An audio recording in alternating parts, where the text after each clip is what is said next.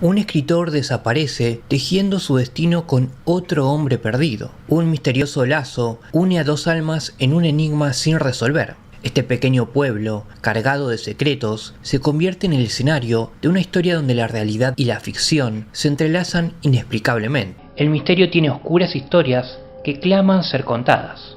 Yo soy Paul, y esta es una de esas historias.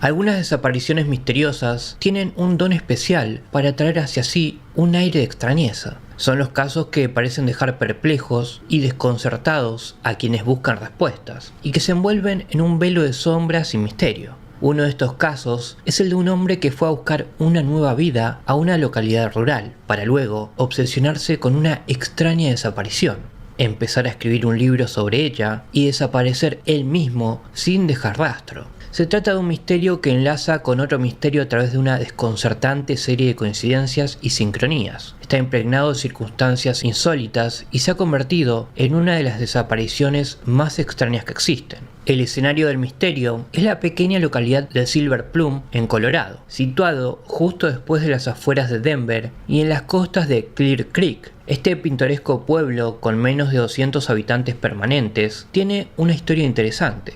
Fundado en 1864, en un principio iba a ser un campamento aurífero, pero en lugar de oro lo único que se encontraba eran grandes cantidades de trozos de roca grisácea sin valor, que los frustrados mineros de la época desechaban en su búsqueda de oro. En un momento dado, se descubrió que esa chatarra de roca que había por todas partes era en realidad mineral de plata, lo que resultó ser un premio gordo para la ciudad, ya que el sistema monetario de la época se basaba en un patrón bimetálico, de oro y plata. De hecho, el nombre Silver Plum proviene de las grandes cantidades de plata que se decía que se encontraban aquí en abundancia.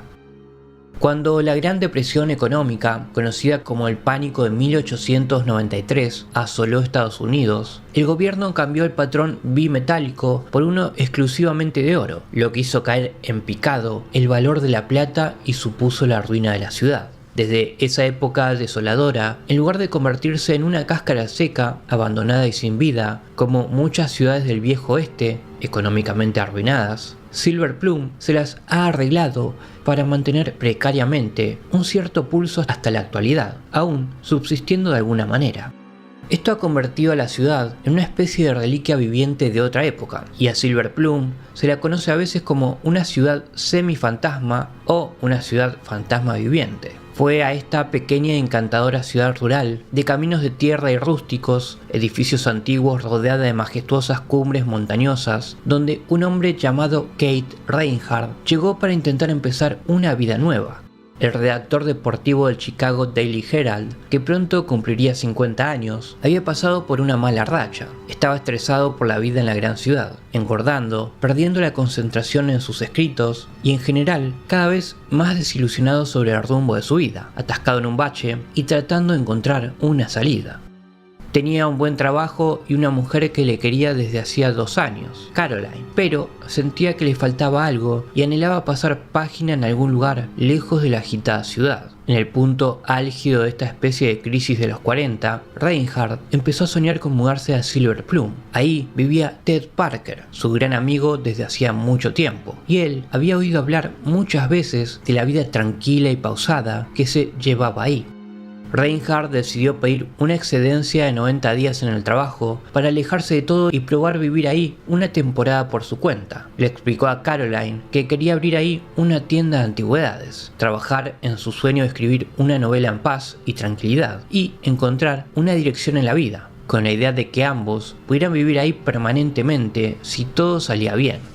Aunque Caroline se mostraba más que escéptica y recelosa ante la dramática idea, decidió seguirle la corriente al loco e idílico sueño de su marido. Reinhardt se trasladó a Silver Plum en el verano de 1988 para iniciar su gran aventura, con una profunda sensación de entusiasmo, satisfacción y grandes esperanzas para el futuro. Alquiló a su amigo Parker un simple escaparate en la calle principal para su negocio de antigüedades y se puso a trabajar en lo que estaba seguro sería su obra maestra mezcla de la gran novela americana. Desgraciadamente, en un pueblo tan poco poblado como Silver Plum, no había mucho negocio en su tienda, ni siquiera durante la temporada alta de turismo estival, y también empezó a sufrir un bloqueo como escritor de su nuevo libro, ya que la inspiración le resultaba tan esquiva en el aire fresco y la naturaleza pintoresca de Silver Plum como lo había sido en la agitada y abarrotada ciudad de Chicago.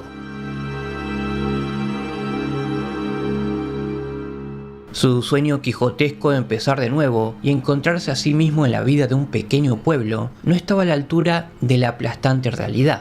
De lo único que disfrutaba ahí era de sus excursiones periódicas por la escarpada naturaleza de la zona, rodeado del aire fresco y limpio de las montañas rocosas. Reinhardt se trasladó a Silver Plum en el verano de 1988 para iniciar su gran aventura. Fue durante este renovado estado de desilusión cuando empezó a sentirse intrigado por el anterior propietario de su tienda, un tal Tom Young.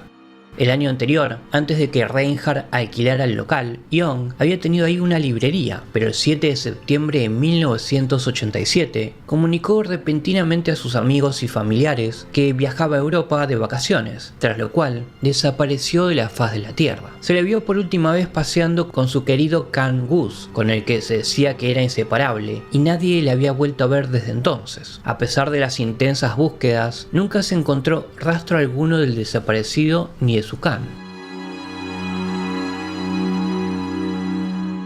Entusiasmado por este extraño misterio que había sucedido ahí mismo en su recién descubierta ciudad, que además le había pasado a un hombre que había alquilado la misma tienda, Reinhardt empezó a preguntar a Parker sobre el asunto y a salir por la ciudad para entrevistar a los lugareños sobre Young y la desaparición, tomando notas meticulosas y pormenorizadas todo el tiempo.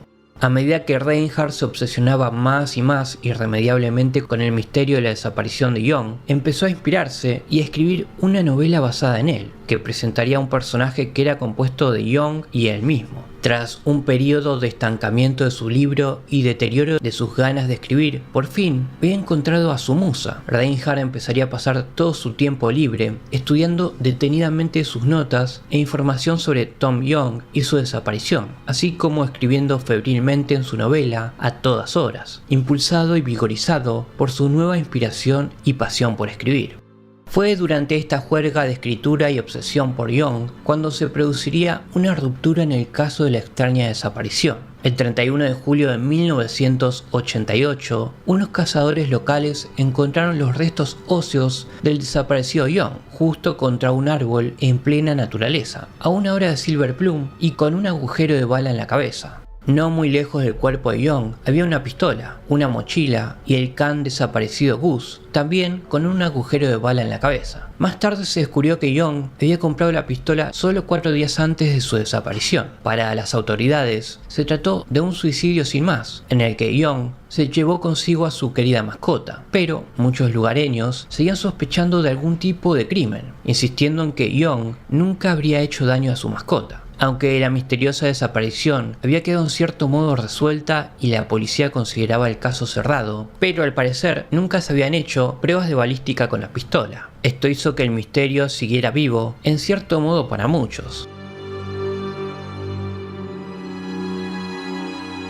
Aproximadamente una semana después, el 7 de agosto de 1988, Kate Reinhardt cerró en su tienda como de costumbre y dijo casualmente a sus amigos que había decidido ir a una excursión a la cercana montaña Pendleton. En aquel momento todos pensaron que se trataba de una broma, ya que eran más de las 4 de la tarde y subir a la montaña le llevaría al menos 6 horas de ida y vuelta. Además, se disponía a partir solo con la ropa que llevaba puesta y sin ningún tipo de provisiones adicionales ni ropa adecuada para las bajas temperaturas de la montaña. Además, parece ser que ya había intentado subir la montaña, pero se había echado atrás antes de tiempo debido a su miedo a las alturas y a la dificultad del terreno. Incluso su mejor amigo en la ciudad, Ted Parker, pensó que solo estaba bromeando cuando fue a su café a contarle sus planes. Parker diría más tarde sobre la situación lo siguiente: estaba en el café y me dijo que iba a llegar a la cima de la montaña. Si no vuelvo, llama al rescate, y lo dijo en broma, me pareció a mí. Tengo una foto suya señalando la montaña y despidiéndose. Esa fue la última vez que lo vi. A pesar de que nadie se tomaba en serio sus planes, a las 4:30 se vio a Reinhardt caminando hacia la montaña sin siquiera una mochila. Ni siquiera llevaba una chaqueta, no se le volvería a ver. Había dicho que volvería a las 10 de la noche, pero no se supo nada de Reinhardt. Cuando llegó la mañana siguiente y Reinhardt seguía sin regresar, se inició una búsqueda masiva en la zona, en la que cientos de personas, aviones, helicópteros y caninos adiestrados recorrieron durante una semana una amplia franja del peligroso terreno sin encontrar ni una sola prueba de lo que había pasado. En aquel momento fue la mayor operación de rescate de la historia de Colorado, pero no se encontró nada. El frustrado jefe del equipo de rescate, Charlie Szymanski, diría lo siguiente: la búsqueda de Reinhardt fue como buscar la proverbial aguja en un pajar. Este pajar es de 1000 metros verticales de 60 grados de inclinación. Era el terreno de búsqueda más difícil que podíamos cubrir. Estábamos en verdadera desventaja porque Kate se adentró en las montañas vistiendo solo unos vaqueros, una camisa y tenis. No tenía mochila, no tenía equipo. Un sujeto típico de una búsqueda dejaría muchas pistas para que lo rastremos. Kate no dejó ninguna. La búsqueda se suspendió finalmente el 12 de agosto, después de que una avioneta Cessna que transportaba a 2 rescatadores se estrellara, matando a uno de ellos e hiriendo gravemente al otro. Reinhardt seguía desaparecido y no se encontró ninguna pista de él. Lo único que dejó fue un curioso pasaje encontrado por sus amigos en su computadora, que parecía formar parte de la novela en la que había estado trabajando y que nunca terminaría. El extraño pasaje se refiere al personaje principal, que había recibido el nombre de Guy Gibson. Dice así: Guy Gibson se puso unas botas de montaña y una camisa de franela gruesa. Ahora lo entendía todo y su motivación. Guy cerró la puerta y se alejó hacia los frondosos bosques sin sombras de Colorado.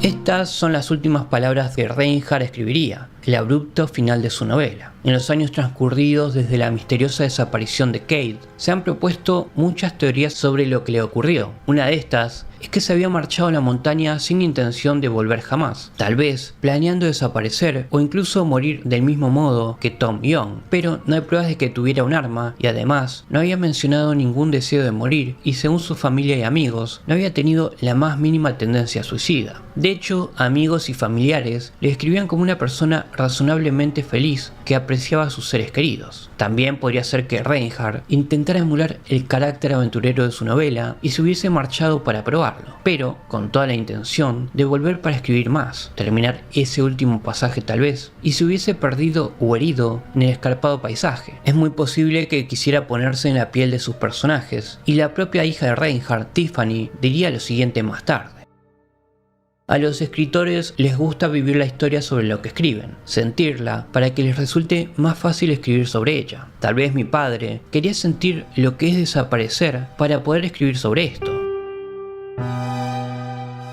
Otra idea es que solo había salido a dar un paseo, como hacía a menudo. Tal vez ni siquiera tenía realmente la intención de subir a Pendleton Mountain. Incluso en una excursión de corta distancia, el terreno es escarpado y traicionero, y podría haberse caído fácilmente, haberse lesionado o haberse encontrado con cualquier peligro. También es posible que solo quisiera desaparecer por un tiempo para ver cómo reaccionaba todo el mundo, ya fuera como broma o para investigar para su libro, y que luego sufriera un accidente inesperado en la naturaleza y muriera, o que se sintiera culpable de que alguien hubiese muerto buscándole, lo que le hizo permanecer escondido. Otra teoría es que simplemente se marchó y dejó atrás su vida para siempre, para ir a vivir a otro lugar. Esto podría deberse a que estaba harto de su nueva vida en Silver Plum como de la anterior en Chicago, y quería empezar de nuevo, o tal vez huía de algo o de alguien. Entre los lugares propuestos a los que podría haber huido se encuentra México, Virginia Occidental o incluso la cercana Denver, para seguir a una mujer con la que supuestamente se le había visto en una fiesta. Sin embargo, amigos y familiares lo describen como un padre y esposo devoto, feliz y equilibrado, y no como alguien que abandonaría voluntariamente a todos sus seres queridos. Tanto si murió en el bosque como si se fue a vivir a otro lugar, también es posible que hubiese planeado todo esto desde el principio, para que el personaje de su novela se marchara y desapareciera abruptamente, como habían hecho las dos personas en las que se había basado, y para que la ficción se extendiera y se fundiera con la realidad. Tal vez este fuera el plan maestro de Reinhardt desde el principio. Su gran obra maestra y la novela debía terminar así y ser encontrada. Quizás todo estaba planeado para que el personaje, que recordemos que era una mezcla de Young y Reinhardt, desapareciera, y para que Reinhardt desapareciera también al mismo tiempo, igual que Young. Si eso es cierto y este personaje estaba destinado a desaparecer de la página con la misma certeza que las personas que lo componían, entonces tengo que admitir que es bastante brillante, incluso genial. Sin embargo, dejar atrás toda la vida o incluso morir parece ir muy lejos solo para crear una desconcertante obra de ficción con un giro tan extraño y retorcido, con garras en la realidad para meterse con las mentes de la gente, por muy inteligente que sea.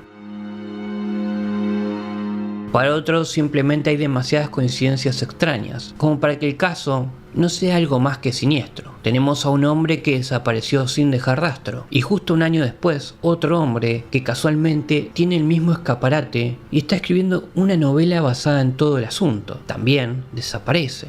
La importancia de estas coincidencias depende de a quién se le pregunte. Para algunos significa que tanto Young como Reinhardt encontraron algo en esa tienda que no debían ver y que por eso fueron asesinados. Para otros, el momento de la desaparición de Reinhardt, justo una semana después del macabro descubrimiento de Young, significa que tal vez, con toda su investigación pormenorizada, había encontrado pruebas de que el hombre había sido víctima de un crimen, pruebas que harían que lo silenciaran. Para otros, todas las coincidencias equivalen a una sincronicidad paranormal, a una fuerza inescrutable que quizás esté siempre más allá de nuestra capacidad de comprensión, que habita Silver Plum, o tal vez la tienda donde estaban estos dos hombres.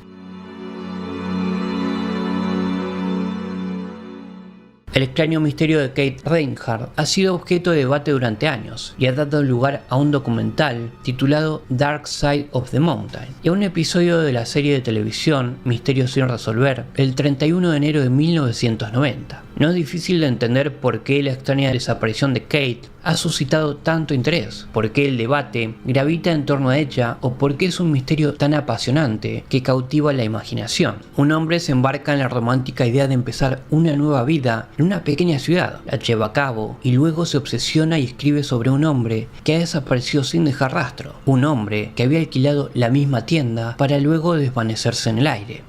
Hay un cierto encanto macabro en todo el asunto. Desgraciadamente, esto significa que muchos elementos del caso han sido cambiados o exagerados a lo largo de los años a través de numerosos relatos e innumerables artículos sobre el asunto, hasta el punto de que el detective Dave Dauenhauer del departamento del sheriff del condado de Clear Creek se lamentó en una ocasión diciendo lo siguiente: lo que les ocurrió a Kate Reinhardt y Tom Young ha sido tan revuelto y adornado que es difícil saber dónde acaba la verdad y dónde empieza la mentira. Era un hombre impulsado por la locura creativa a seguir los pasos de su obsesión y convertirse en uno con sus propios escritos febriles. ¿Perdió la noción de la frontera entre fantasía y realidad? ¿Fue víctima de algún tipo de crimen? ¿O se trata de otra cosa? Y si es así, ¿de qué? ¿Qué pensar de las coincidencias y extrañas sincronías que rodean este desconcertante caso? La desaparición de Kate Reinhardt se ha convertido en uno de los casos de personas desaparecidas más analizados y comentados que existen. Y sin embargo, todavía no estamos realmente cerca de responder a ninguna de estas preguntas. El único que conoce las respuestas es el propio Kate, tanto si vive lejos en una nueva vida, como si sus restos están esperando en las remotas y frías tierras salvajes de las montañas rocosas.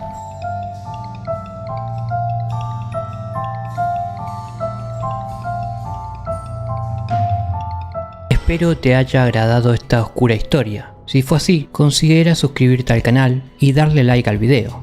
Que tengas una buena noche.